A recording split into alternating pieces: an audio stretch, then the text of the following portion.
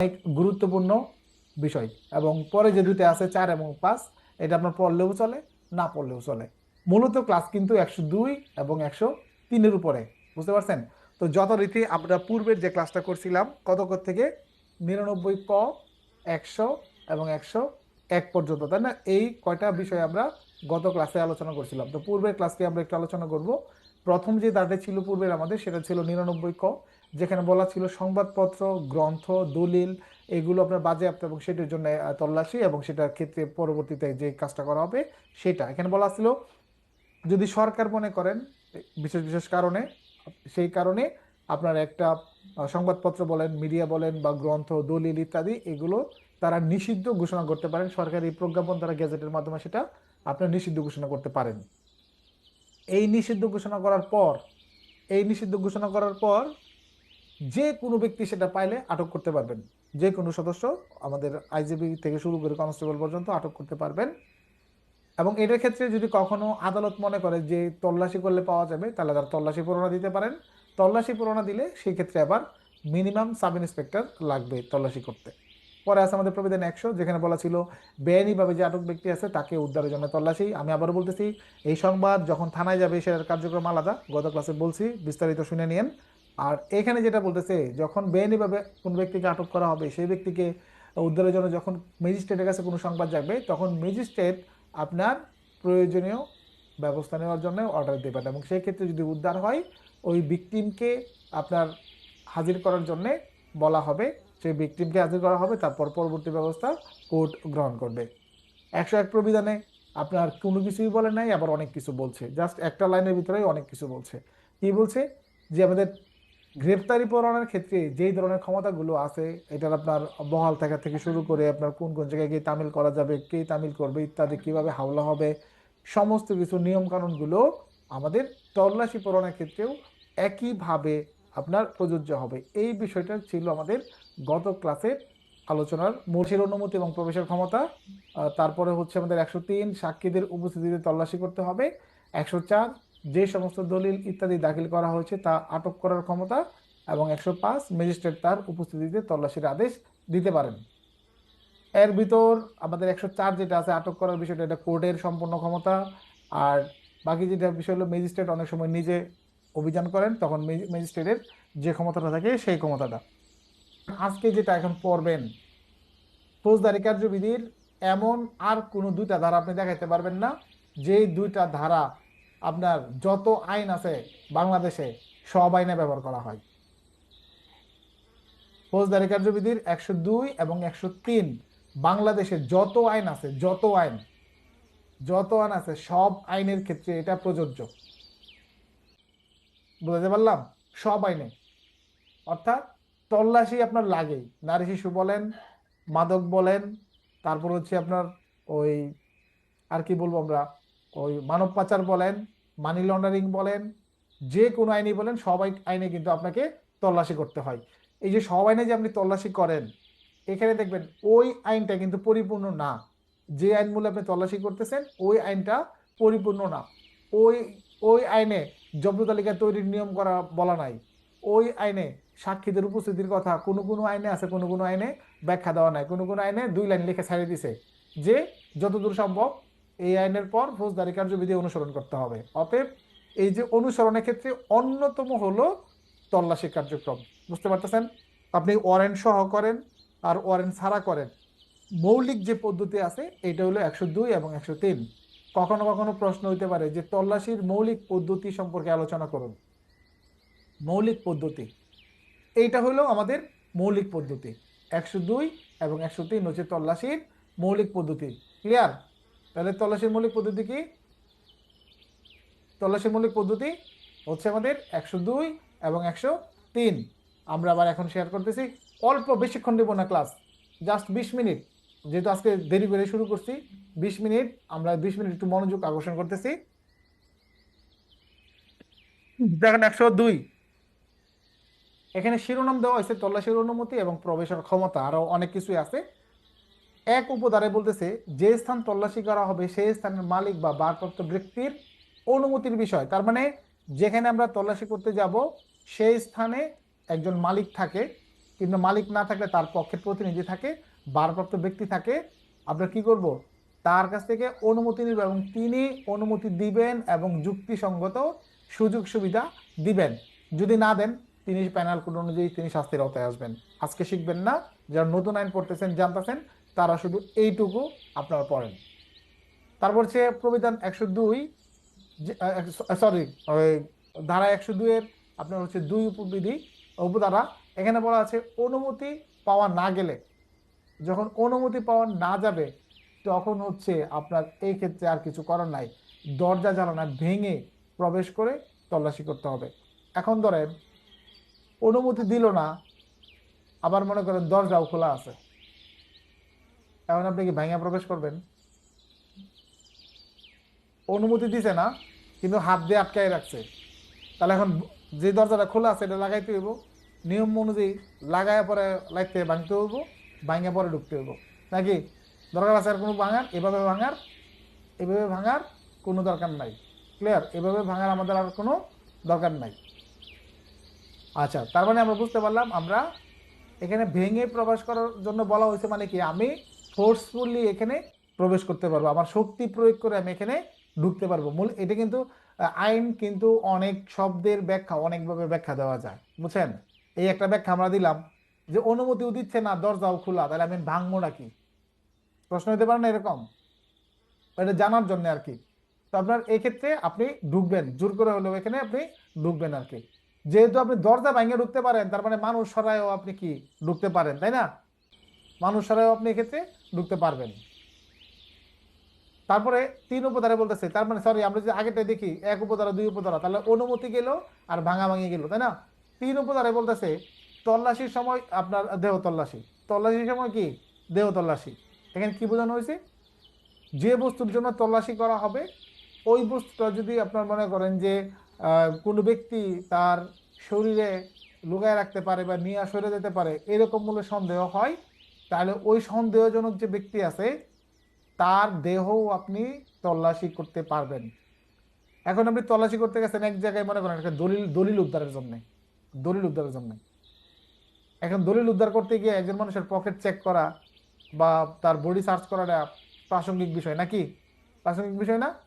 এখন মনে করেন আপনি আমার অভিযোগের প্রেক্ষিতে আমার বউরে উদ্ধার করতে গেছেন শ্বশুর বাড়ি থেকে, এখন আপনি গিয়ে কি আমার শ্বশুরের পকেট চেক করতে পারেন? এটা কেমন না যে সে কি তার মেয়ের পকেটের ভিতরে লুকায় রাখছে, তাই না? তার মানে একজন ব্যক্তির দেহটা আপনি কখন তল্লাশি করবেন, এটা কিন্তু কি কাজে তল্লাশি গেছেন এটা কিন্তু আপনাকে বলে দিবে, তাই না? আপনি স্বর্ণ উদ্ধারে গেছেন, স্বর্ণ উদ্ধারে গেছেন, তাই না? তাহলে এখন স্বর্ণ উদ্ধার করতে গিয়ে আপনি অবশ্যই তার দেহ তল্লাশি করতে পারেন সন্দেহ হলে। মনে করেন আপনি গেছেন চামে চুমে একজন কেটে পড়তেছে, তখন দেখে কি করবেন, এই দাঁড়াও দাঁড়াও দাঁড়ান, এদিকে আসেন, এদিকে আসেন। তো আমরা তখন তাকে আমরা তল্লাশি করতে পারি। আমরা জানি ফৌজদারি কার্যবিধি যদি আপনি 51 ধারার দিকে একটু লক্ষ্য রাখেন, ওইখানে কিন্তু বলা আছে যে আটক করার পর কোনো ব্যক্তির দেহ তল্লাশি করতে হয়, তাই না? যদি এখন প্রশ্ন এরকম হয় যে আটকের পর সাধারণত দেহ তল্লাশির বিধান এর কোনো ব্যতিক্রম আছে কিনা, প্রশ্ন যদি হয় তো বুঝতে তো পারবেন না, কারণ আপনি তো মুখস্থ বিদ্যা অভ্যস্ত, গবেষণা লব্ধ আপনি করতে রাজি না, গবেষণা করতে রাজি না। আমার বেশ কিছু লোকজন আপনারা মেসেজ পাঠান যে খুব শর্টভাবে কিভাবে পাস করা যায় না, শর্ট শর্টভাবে প্রত্যেকটা ধারা শর্ট করে আমি লিখে দিতাম, প্রত্যেকটা ধারা প্রত্যেকটা বিধি একদম শর্ট করে, মানে এক লাইন হলেই জানি আনাম। তখন এই এক লাইন মুখস্থ করে আপনি কি করবেন রে ভাই? আপনি জানলেন না পুলিশ রেগুলেশনের 260 মুখস্থ করলেন, জনগণকে হয়রানি করা যাবে না, ওকে সবাই পারি, কিন্তু ভিতরে কি আছে পড়ছেন কিছু? ভিতরে আছে তদন্তকারী কর্মকর্তার দায়িত্ব 260, যে সে জিজ্ঞাসাবাদ করবে সাক্ষীদের কাছে গিয়ে, তাদেরকে অযথা ডেকে আনবে না, অযথা ডেকে আনবে না, তাদের জিজ্ঞাসাবাদের সময় যেন তাদের এখানে কোনো ধরনের হয়রানি করা না হয়, এই জিনিসটার কথা এখানে বলা হয়েছে। কিন্তু এই হয়রানি আমরা সব জায়গায় ব্যবহার করতেছি না, বাসে, বনে, জঙ্গলে, হাট বাজারে, যে কোনো কাজে, তল্লাশিতে, গ্রেফতারে হয়রানি করা যাবে না, 260 লাগাই দিচ্ছি। তাহলে আমাদের জ্ঞানটা হবে এরকম যে আমি জানলাম না কি আছে, পরে আরেকবার যখন প্রশ্ন আসবে যে তদন্তকারী কর্মকর্তা হিসেবে সাক্ষীদের জিজ্ঞাসাবাদের সময় কোন কোন বিষয়ের প্রতি লক্ষ্য রাখতে হয়। এখন এই একটা প্রশ্ন করলো, আপনি বলবেন স্যার এটা তো আইনে বলা নাই। পরে আপনার দারোগা হয়ে গেছে অলরেডি, তারা ওই যে ওইরকম দারোগা হয়েছে, আর যারা হবে তারাও এরকম দারোগাই হবে। বুঝতে পারলাম? আপনি ভালো করে জানবেন, প্রশ্ন যেভাবে খুশি সেভাবে করুক, আপনি জায়গায় বসে উত্তর দিয়ে চলে আসবেন। এইরকম প্রস্তুতি আপনার থাকতে হইব। পরীক্ষার হলের পরিবেশ আপনি বলতে পারেন কিরকম হয় তল্লাশি নিয়ে, অনেক ঘোরায় পেঁচায় একটা প্রশ্ন হইতে পারে না তল্লাশি নিয়ে, হইতে পারে কিনা? তা আপনি ক্ষুদ্র ক্ষুদ্র বিষয় যদি জানেন আপনি দিতে পারবেন না? প্রশ্ন করলো এরকম যে আপনি আপনি অফিসার ইনচার্জের নির্দেশে অমুক জায়গায় গেলেন, বা কোর্টের তল্লাশি পরোয়ানামূলক অমুক বাড়িতে আপনি তল্লাশি করতে গেলেন, আপনি একটা স্ট্যাম্প উদ্ধারের জন্য তল্লাশি করতে গেলেন। উক্ত সময়ে যেই স্থান থেকে আপনি আপনার স্ট্যাম্পটি উদ্ধার করবেন, পুলিশের উপস্থিতি টের পেয়ে আপনার সন্দিগ্ধ কিছু লোকজন ঘর থেকে তাড়াহুড়ো করে বের হয়ে যাচ্ছিল। এই পরিস্থিতিতে উদ্ধারকারী অফিসার হিসেবে আপনার করণীয় সম্পর্কে আলোচনা করুন। এখন আমারে বলেন তো, কোন ধারার ভিতর থেকে আমি আপনার পড়াইলে এটার উত্তর আসবে? কোন জায়গার মাঝে এই প্রশ্নের উত্তর আছে? উত্তর আছে? কোনো প্রশ্নে কিন্তু কোনো ধারাতেই কিন্তু এই প্রশ্নের সঠিক কোনো উত্তর এইভাবে দেওয়া নাই। আছে কি? দেওয়া নাই। এখানে কিন্তু অনেক কিছু চলে আসবে। আপনি এখানে কিছু কিছু টপিক এমনও যোগ করতে হবে যে বিষয়টা আপনার আইনেও নাই, কোনো বিধিতেও নাই, কিন্তু আমাদের পরীক্ষায় বলা আছে আইন ও বিধির আলোকে উত্তর দিতে হইব, তাই না? তাহলে এইরকম ক্ষেত্রে কিছু কিছু পয়েন্ট আছে, এটি লজিক্যালি একটু কাছাকাছি মিলে তখন এটা আমাদের ব্যবহার করতে হয়। ওই যে এরকম, যেমন হয়রানি করা যাবে না, এক জায়গা থেকে তো মিলছে নাকি, একটু হলেও তো মিলছে, দিয়ে দেন, নো সমস্যা, চলতেছে, আপনিও চালাইবেন। কিন্তু চালানির আগে আপনি জানছেন তো এটাতে কি জন্য আপনি চালাইবেন, মানে কি শেষ সাথে আর আপনার কাছে আর কিছু নাই, চালাই দাও, সিনিয়ররাও চালাই দিছে, আমরাও চালাই দিলাম নাকি? বুঝছেন টপিকটা বিষয়? কিন্তু এই 260 থেকে কিন্তু পরিপূর্ণ প্রশ্নও কিন্তু আসতে পারে। ওই যে সাক্ষীদের জিজ্ঞাসাবাদের সময় কি কি ভুল ত্রুটি আমরা করি, কিংবা সাক্ষীদের যাতে হয়রানি না হয় এক্ষেত্রে জিজ্ঞাসাবাদের পদ্ধতি আলোচনা করুন, বা একজন সাক্ষীকে সুন্দরভাবে জিজ্ঞাসাবাদের পদ্ধতি আলোচনা করুন, বা একজন ভালো তদন্তকারী কর্মকর্তার বৈশিষ্ট্য বলে আলোচনা করুন। তাহলে এই সবগুলোর প্রশ্নের উত্তর আপনি দেখেন ঘুরে ফিরে কিন্তু এক জায়গায় আসতেছে না? ঘুরে ফিরে কিন্তু এক জায়গায় আসতেছে। তো একটা জিনিসকে আপনার ভিউ করতে হবে কয়েকটা অ্যাঙ্গেল থেকে, কয়েকটা অ্যাঙ্গেল থেকে। এই কয়েকটা অ্যাঙ্গেল থেকে আলোচনা করতে গেলে আমাদের কয়েকটা লুক দরকার না? কয়েকটা লুক দরকার কিনা? মিনিমাম 2টা লুক আমার দরকার। যত বেশি অ্যাঙ্গেল থেকে দেখবেন, অর্থাৎ এক একজন এক এক দৃষ্টিকোণ থেকে দেখবেন, এক একজন এক এক দৃষ্টিকোণ থেকে আলোচনা করবেন, আপনাদের মেধা তত তীক্ষ্ণ হবে এবং আমার চাইতে বেশি হবে। আমি তো আলোচনা করার কোনো লুকই পাই না, আমার বউরে তো কোনো কিছু বুঝে না, সে পাবলিক মানুষ, সে কিছু বুঝে, আইন কানুন বুঝে? আমার কাছ থেকে শুনে শুনে যদি দু একটা শিখছে, অন্য দ্বারা বিনা পড়ানে গ্রেপ্তার, ঠিক না? তেইশ দ্বারাই পুলিশের দায়িত্ব কর্তব্য, এটি মোটামুটি শিখে গেছে। এবার মাঝে মাঝে আপনাদের কিছু মেসেজের রিপ্লাইও কিন্তু সে দেয়, তখন সে আমার কাছে জিজ্ঞেস করে টাইপ করে, এটাও কিন্তু সে কিছু কিছু কিছু শিখা ফেলছে, তাই না? তো এরকম আলোচনা যত করার লোক পাবেন, আলোচনা করবেন, সেই ক্ষেত্রে আপনার কিন্তু ব্রেন খুলবে। আপনি মুখস্থ করে বা এককভাবে কারো ক্লাস করে আপনি কোনো আইন সম্পর্কে পরিপূর্ণভাবে কিন্তু জ্ঞানের অধিকারী হতে পারবেন না। এই কথাটা আপনাকে কেউ বলবে না, এই কথাটা আপনাকে কেউ বলবে না, বাট আমি ক্লিয়ার করে বলে দিলাম। শুধুমাত্র আপনি জুম ক্লাসের উপর ডিপেন্ড করে বা এই 50 মিনিট 1 ঘন্টার উপর ডিপেন্ড করে সপ্তাহে 5 দিন আপনি যদি মনে করেন খুব ভালো প্রস্তুতি আপনার হয়ে যাবে, আপনার ভুল ধারণা। 10% কমপ্লিট হবে আপনার। কয় পার্সেন্ট? 10%। 90% রয়ে গেছে আপনার কাছে।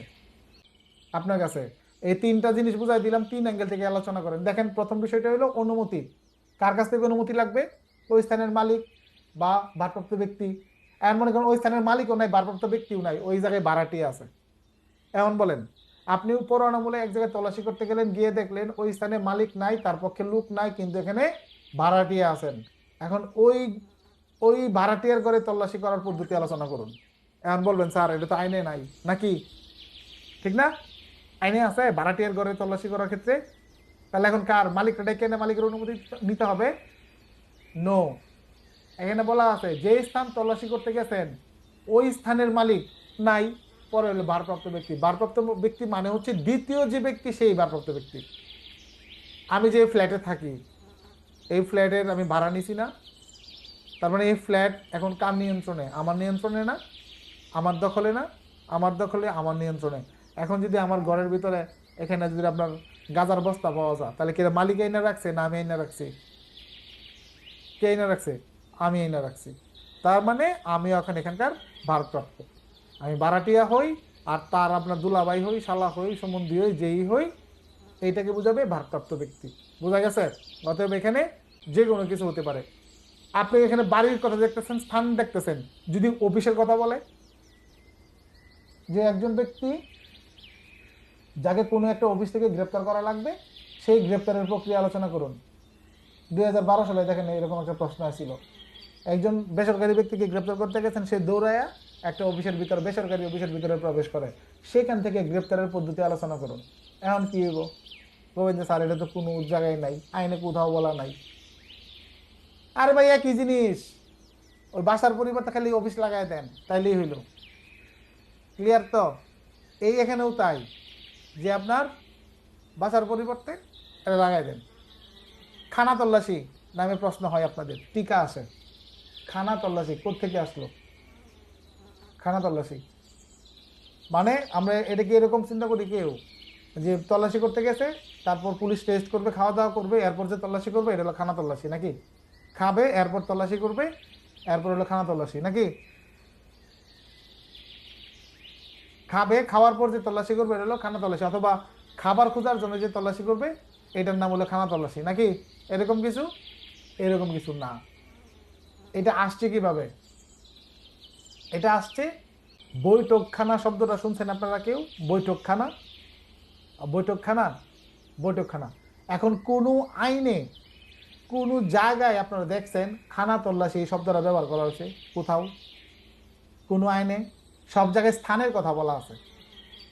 যেই স্থানকে বুঝাবে ওই স্থান তল্লাশি করেই ওটা বোঝায়। যদি বলা হয় যে অফিস তল্লাশি বলতে কি বুঝুন, এখন আপনি যদি বলেন যে বৈঠকখানাকে তল্লাশি করাকে অফিস তল্লাশি বলে, মিললো?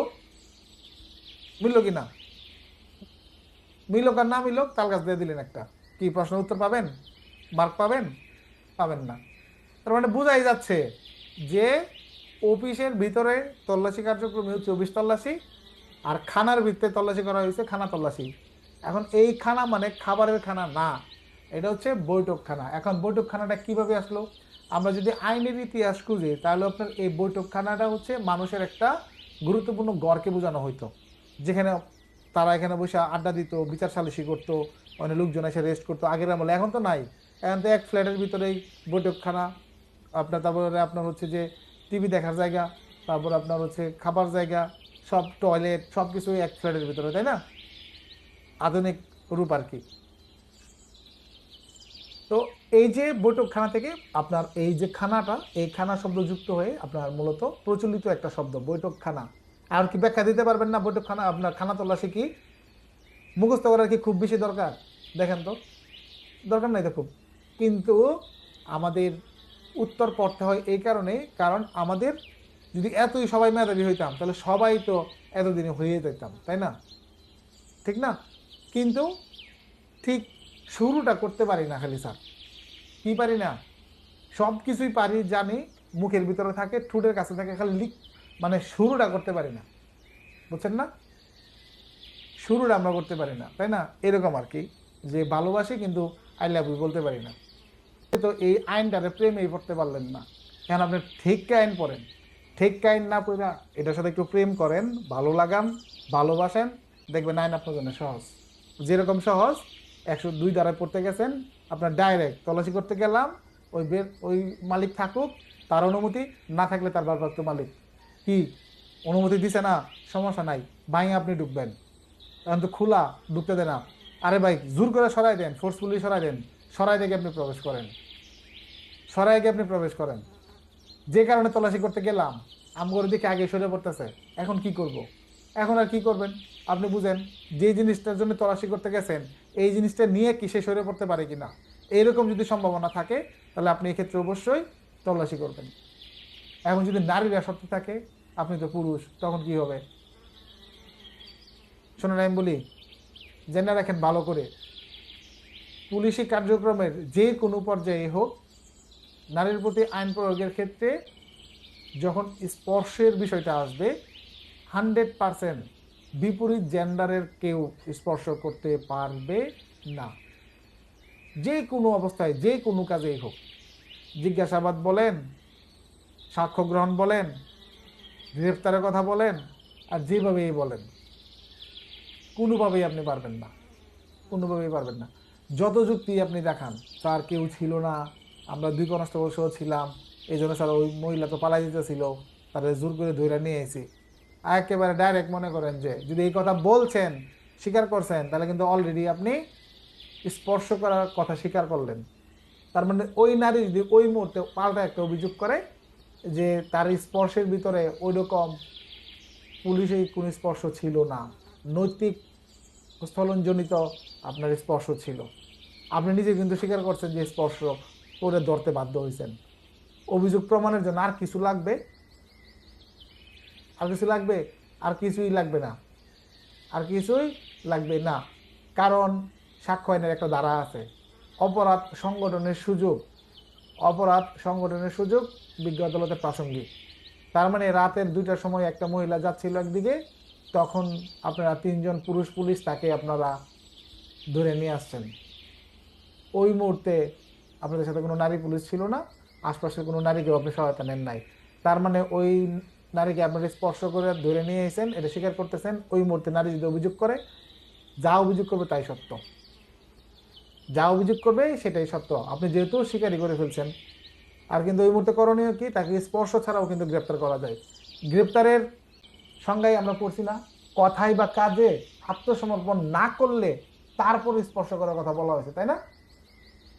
কথায় বা কাজে, তার মানে এখানে কথায় বা কাজে কিন্তু গ্রেপ্তার করানো যায়। 3 জন মিলে যদি মনে করেন ঘিরা দূরে রাখেন, লড়তে না দেন, যাইতে না দেন, একজন নারী যেতে পারবে? যাইতে পারবে না। আপনি বলতে পারেন স্যার এই তো আলিফ লাইলার মালিকা হামিরার মতন শক্তিশালী, এই সেই এরকম, সেই ক্ষেত্রে কি করব? ভাই, পুলিশ রেগুলেশনের 330-এ স্পষ্ট ক্লিয়ার ভাবে বলা আছে, একজন নারী যত যত ডেঞ্জারাস, যত দুর্দর্শই হোক না কেন, তাকে কোনোভাবে কি লাগানো যাবে না? হাত করা লাগানো যাবে না। কাহিনী কিন্তু এখানে জটিল আছে। তাহলে দেখেন, নারী কর্তৃক যে অপরাধগুলো হয় সেই ক্ষেত্রে তাকে গ্রেপ্তারের পদ্ধতি আলোচনা করুন, কিংবা নারীর অমর্যাদা যাতে না হয় এই বিষয়ের প্রতি লক্ষ্য রেখে আপনার তল্লাশি এবং গ্রেপ্তারের পদ্ধতি আলোচনা করুন। দেখেন, কোনো আইনে আপনার সরাসরি গিয়ে এরকম পাবেন না, কিন্তু জাস্ট আপনি স্টার্টিংটা করবেন, প্রশ্ন যেভাবে বলছে ঠিক এইভাবে, তারপর তল্লাশির প্রশ্ন হোক, গ্রেপ্তারের প্রশ্ন হোক, নিয়ম তো নিয়মই সেই এইগুলাই আসবে। আর যেখানে নারীর কথাটা বলা আছে স্পেশালি ওই ধারাগুলো খালি যুক্ত করে দিবেন, আপনার প্রশ্ন পরিপূর্ণ উত্তর আপনি পেয়ে যাবেন। নারীকে, নারী যদি যাবজ্জীবন কারাদণ্ড বা মৃত্যুদণ্ডের মতো কোনো অপরাধে অভিযুক্ত হয়, তাকে গ্রেপ্তার করতে গিয়ে যদি তার মৃত্যু ঘটান, ধারা 46 হবে নাকি অন্য 46(3) হবে নাকি অন্যরা হবে? 46(3)ই হবে। পুরুষের ক্ষেত্রেও একই বিষয়। এই জন্য কিন্তু আইনে ক্লিয়ারভাবে বলা আছে যে আইন পড়তে গেলে SHE আর SE, হি এবং শি, হি এবং শি বলতে HE, হিকেই বোঝাবে। বোঝা গেছে? কারণ আইনটা তো ইংরেজি। এখানে আইনের ব্যাখ্যায় বলা আছে শি এবং হি দ্বারা আপনার শিকেই বোঝাবে, সরি হিকেই বোঝাবে। এক বচন বহু বচন যাই থাক, এখানে আপনার এক বচন দ্বারা বহু বচনকে বোঝাবে, বহু বচন দ্বারা এক বচনকেও বোঝাবে। কিরকম? একজন মিলে খুন করলেও শাস্তি মৃত্যুদণ্ড, 10 জন মিলে খুন করলেও শাস্তি কিন্তু মৃত্যুদণ্ড, 10 বার কিন্তু না, একবারই কিন্তু, বুঝছেন না? এরকম আর কি, একজন একজনকে মারিয়ে ফেললে এটা খুন, 10 জন মিল্লা মারলেও সেটাও খুন, ঠিক না? এটা যদি আইনে যদি এরকম থাকতো যে একজন ব্যক্তি একজন ব্যক্তির মারলে এটা খুন, তাহলে 10 জন ব্যক্তি যদি একজনকে মারে তাহলে এটা খুন না, কারণ আইনে তো এটা বলা নাই। এই জন্য আইনে বলছে এক বচন কর্তৃক অপরাধ সেটা বহু বচন কর্তৃক কর্তৃক অপরাধ, বহু বচন কর্তৃক যে অপরাধ এটা এক বচন কর্তৃক করলেও সেটা অপরাধ, তবে বিশেষ ক্ষেত্র ব্যতীত। কিরকম? আমরা যদি ডাকাতির কথা মনে করি, কয়জন লাগে? 5 জন। তখন যদি 5 জন না হয় এটা ডাকাতি হবে না। এগুলো হলো ব্যতিক্রম। যখনই আপনাকে কোনো প্রশ্ন করবে যে এর কোনো ব্যতিক্রম আছে কি, ব্যতিক্রম হলো এটা আছে। এখন তল্লাশি নিয়ে যদি ব্যতিক্রম প্রশ্ন করে, যে তল্লাশি কাকে বলে, তল্লাশির ক্ষেত্রে আপনার স্থানের মালিকের অনুমতি লাগে, এর কোনো ব্যতিক্রম আছে কি? প্রশ্ন একটু ঘুরাইয়া করলো আর কি। হ্যাঁ, ব্যতিক্রম আছে। যে ক্ষেত্রে মালিক থাকবে না সেই ক্ষেত্রে মালিকের পরিবর্তে ওই স্থানের ভারপ্রাপ্ত ব্যক্তির অনুমতি নিয়ে তল্লাশি করা যায়। ফৌজদারি কার্যবিধির 102-এর 1 উপধারা। এখন আপনার যদি এটা মনে না থাকে 102 ধারা আপনি দিয়ে দেন, কোনো চিন্তা নাই, মার্ক আপনি পাবেন। হয়তো আমি পাইতাম 3, আপনি পাবেন 2.5/2 বা সমানও দিয়ে দিতে পারে, এটা কর্তৃপক্ষের বিষয়। এইভাবে প্রত্যেকটা ধারার প্রত্যেকটা উপবিধি নিয়ে আপনি পর্যালোচনা করে আলোচনা করবেন, দেখবেন একদম পানির মতন ক্লিয়ার। আমাদের 102 এখানেই শেষ। এরপর আমাদের হচ্ছে 103 শুরু হবে। আমরা এবার 103-এ যাচ্ছি। 103-এ কিন্তু 5টা উপধারা আছে, আমরা একটু খেয়াল করি। 103 দেখেন, প্রথম যে শিরোনামটা, সাক্ষীদের উপস্থিতিতে তল্লাশি করতে হবে। তার মানে এখানে সাক্ষীদেরকে অনেক মূল্যায়ন করছে। সাক্ষীদেরকে কি করছে, এখানে বিরাট মূল্যায়ন করছে। সাক্ষীদের যে মূল্যায়নটা করছে আমরা এবারে এই মূল্যায়নটা দেখব। এখানে প্রথমেই বলছে 1, তল্লাশির পূর্বে যিনি তল্লাশি করবেন তিনি উক্ত এলাকার 2 বা অধিক, মানে মিনিমাম 2 জন আর কি, বা তার অধিক কোনো লোককে তল্লাশিতে হাজির থাকতে এবং সাক্ষী হওয়ার জন্য আপনার আহ্বান জানাবেন। তার মানে তিনি ডাকতে পারবেন। তার মানে 103-এর 1 মোতাবেক আমরা পুলিশ অফিসার কর্তৃক কোনো ব্যক্তিকে ডেকে আনার ক্ষমতা দেখতে পারতেছি। তার মানে ওই ব্যক্তির প্রতি নোটিশ জারির একটা ক্ষমতা আমরা দেখতেছি 103-এর 1-এ। এবং প্রয়োজনে তাদের বা একজনের প্রতি লিখিত আদেশ দিতে পারি। তার মানে আমরা তাদেরকে কি করতে পারছি, সমন দেওয়ারও ক্ষমতা পারতেছি, যে লিখিতভাবে যে ডাকতেছি এটা এক প্রকারের সমন।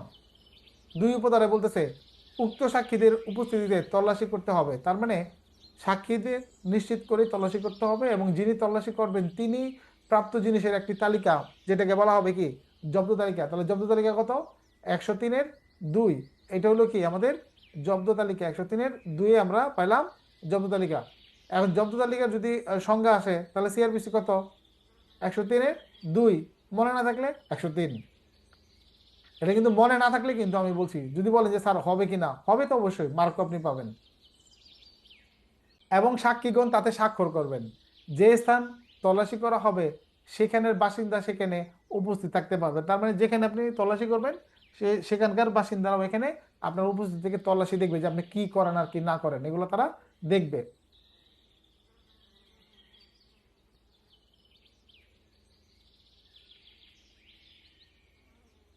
আচ্ছা, তারপরে হচ্ছে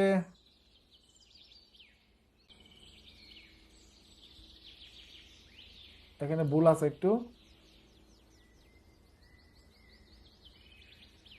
জব্দ তালিকার কপি বিতরণ, এটা জব্দ তালিকার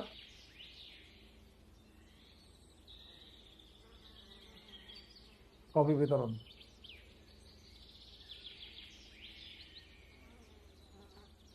দেখেন এখানে বলছে যে 3-এ যে স্থান তল্লাশি করা হবে সেই স্থানের মালিক বা দখলকারী বা তার পক্ষে অন্য কোনো ব্যক্তি প্রত্যেকটি ক্ষেত্রে হাজির থাকতে অনুমতি চাইলে তাকে দিতে হবে। এবং যে স্থান তল্লাশি করা হবে সেই স্থানের মালিক বা দখলকারী বা তার পক্ষে অন্য কোনো ব্যক্তি দাবি করলে 103(2) ধারায় তৈরি জব্দ তালিকার একটি কপি তাদেরকে দিতে হবে। তার মানে আমরা যে এর আগের উপধারাতে 2 উপধারাতে জব্দ তালিকা তৈরি করলাম, এটা যদি তারা দাবি করে, ওই সংশ্লিষ্ট যারা মালিক বা মালিক পক্ষের লোক, দাবিদার বা ভারপ্রাপ্ত ব্যক্তি, তারা যদি দাবি করে তাদেরকে আমরা একটা কপি দিয়ে আসবো। তখন কিন্তু আবার প্রাপ্তি স্বীকারে কিন্তু সই নিতে হবে, সে যেটা বুঝে পেল। 4-4-এ বলতেছে যখন কোনো ব্যক্তির দেহ তল্লাশি করা হয়, ওই যে সন্দেহ করে যে আমরা দেহ তল্লাশি করতেছিলাম, যখন কোনো ব্যক্তির আপনার দেহ তল্লাশি করা হয়, যে সমস্ত জিনিসের জন্য জব্দ তালিকা প্রস্তুত করা হলো তার একটি তালিকা উক্ত ব্যক্তির দাবি মতে তাকে দিতে হবে। অর্থাৎ সেই ব্যক্তির কাছ থেকে যদি পাওয়া যায়, জব্দ তালিকা পাওয়া যায়, জব্দ করা হয়, সেক্ষেত্রে তাকেও আপনার একটি তালিকা দিতে হবে। 5, লিখিত আদেশ পাওয়ার পরে যদি কোনো যুক্তিসঙ্গত কারণ ব্যতীত এই ধারা অনুসারে পরিচালিত আপনার তল্লাশিতে সাক্ষী করব হাজির বা সাক্ষী হতে কেউ অস্বীকার করে, ওই যাদেরকে নোটিশ দেওয়া হয়েছিল, ডাকা হয়েছিল, তারা যদি আপনার এক্ষেত্রে অস্বীকার করে বা কেউ সাক্ষী হয় না বা অবহেলা করে, তাহলে তারা কিন্তু ফৌজদারি কার্যবিধির 187 ধারায় কিন্তু তারা অভিযুক্ত হবে। সরি, প্যানেল কোডের আপনার 187 ধারা।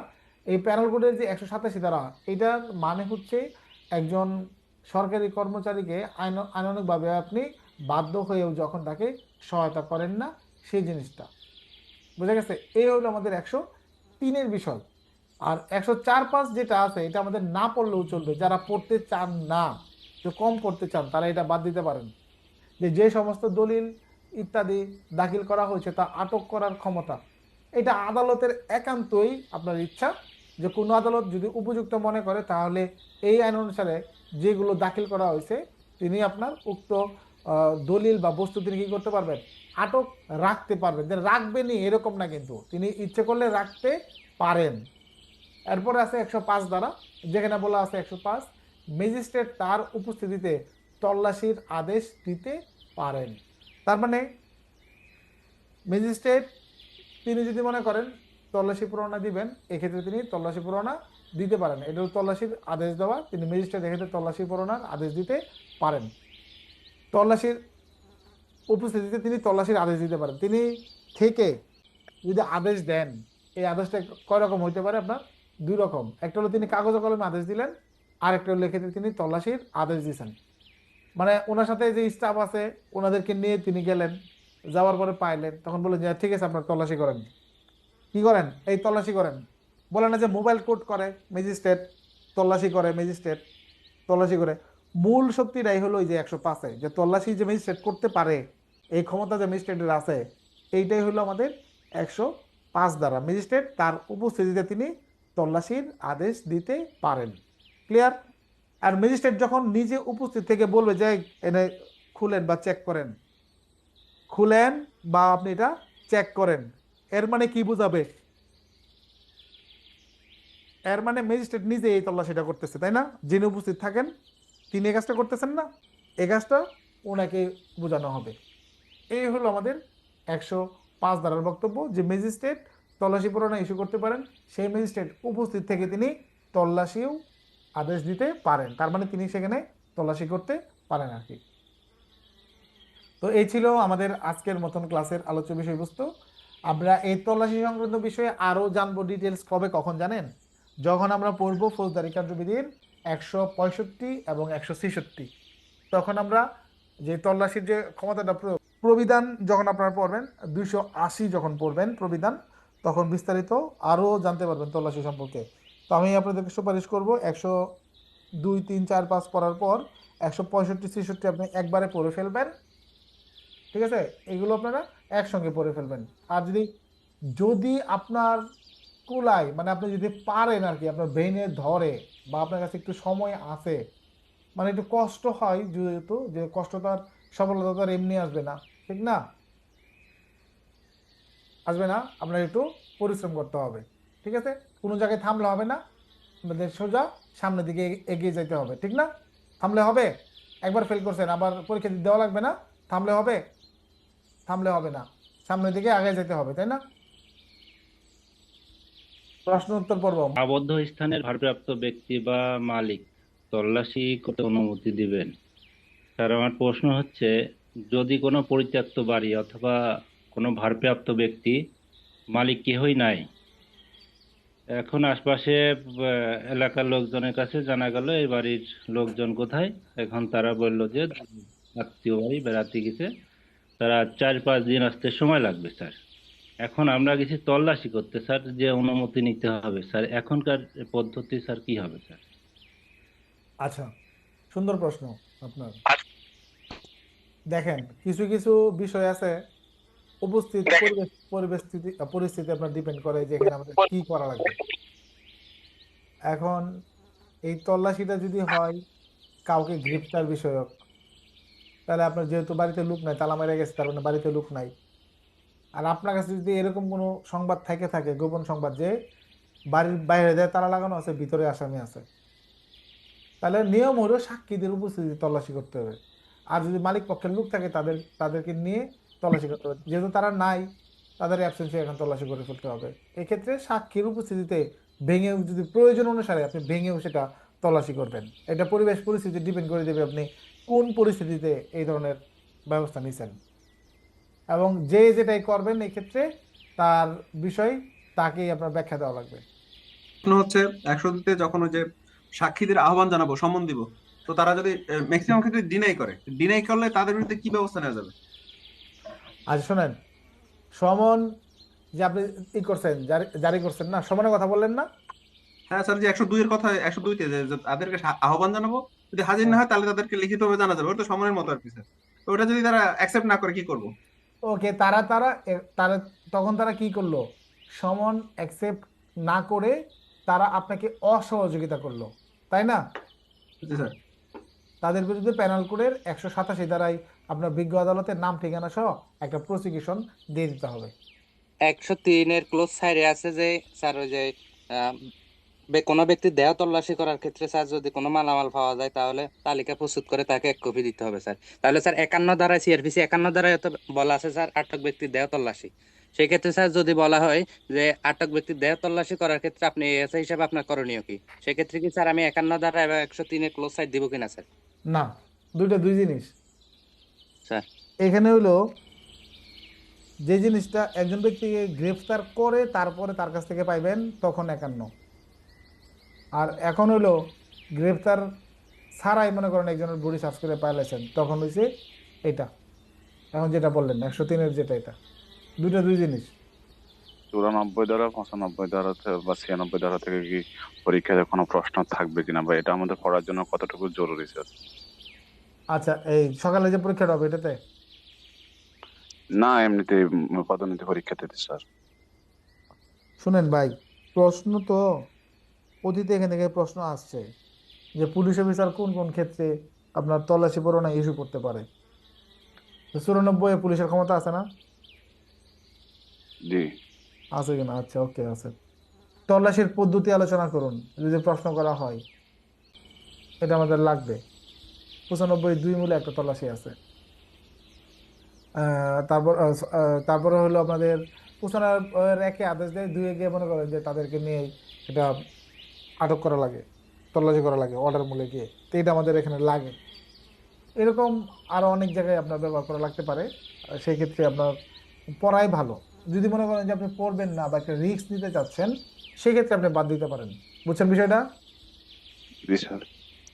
এখন আপনি কি ধরনের প্রস্তুতি নেবেন এটা ডিপেন্ড করতেছে আপনার কোয়ালিটির উপরে। এখন এক্ষেত্রে যদি আমরা অনেকেই একটু কম পড়ি, আমরা অনেকে আছে কম পড়তে পারি না, মানে বিশ্বাস করি না অনেক বেশি পড়া দরকার, তারা বেশি পড়ে। আর যে যতটুকু পারবেন এর থেকে তো বেশি সম্ভব না, তাই না? 103 কি উপধারা দেবো নাকি স্যার ধারা দেবো? আচ্ছা, যদি আপনি 103-এর পরে যদি ক্লোজ ব্র্যাকেট কিছু লিখেন, মাঝখানে এর না লেখেন, মানে 103 পরে লিখলেন আপনি স্যার, ব্র্যাকেটে স্যার, তাহলে লাস্টে দাঁড়াই হবে। স্যার আমার কাছে যদি সার্চ ওয়ারেন্ট থাকে সেক্ষেত্রে কি ওই স্থানের মালিকের অনুমতি নেওয়ার প্রয়োজন আছে? আপনি যেভাবেই যান তল্লাশি করতে গেলে তাদের কাছে অনুমতি আপনার লাগবে, তাদের কাছে তল্লাশি নেবেন, অনুমতি আপনার লাগবে। তল্লাশি মানে এই না যে আপনি জোর করে ঢুকে যাবেন। 102-3 হচ্ছে মৌলিক পদ্ধতি, ওয়ারেন্ট মূলে করেন আর ওয়ারেন্ট ছাড়াই করেন, আপনার লাগবে সেটা। সেই সাধারণ বিধান বা মৌলিক পদ্ধতি যদি আসে তাহলে সেই ক্ষেত্রে কি স্যার 101 বাদ দিব, দিয়ে শুধু 102 আর 3 দিব? 102 আর 3 এনাফ। এখানে যে নিয়মগুলো আছে এগুলো সুন্দর করে লিখতে পারলে এনাফ।